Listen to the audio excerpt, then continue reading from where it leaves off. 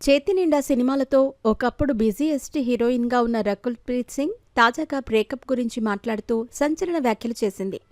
నమ్మి విడిపోతే ఆ బాధ ఎంతో భయంకరమంటూ బ్రేకప్ గురించి రకుల్ మాట్లాడిన మాటలు నెట్టింట వైరల్గా మారాయి.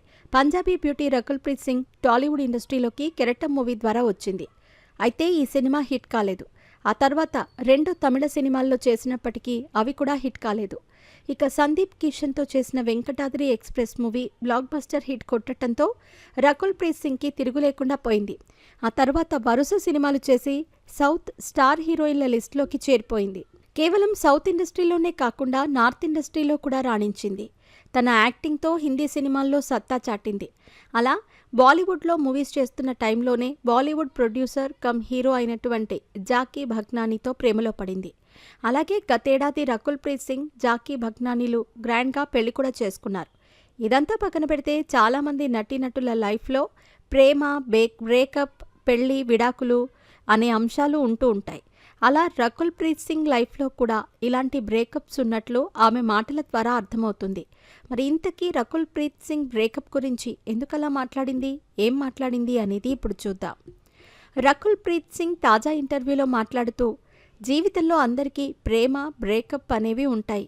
అయితే ఇవి నా జీవితంలో కూడా ఉన్నాయి. నేను ఈ బ్రేకప్ వల్ల ఎన్నో నేర్చుకున్నాను. కానీ ఎవరినైనా మనం బాగా నమ్మి ఆ తర్వాత ఆ వ్యక్తి నుండి విడిపోతే ఆ బాధ అంత భయంకరమైనది ఇంకొకటి ఉండదు. దాన్ని వర్ణించటానికి మాటలు కూడా ఉండవు. ముఖ్యంగా ఒకరిని గుడ్డిగా నమ్మి మోసపోయామే అని గిల్టీ ఫీలింగ్ ఎప్పటికీ ఉంటుంది. ప్రేమ అనేది చాలా గొప్పది.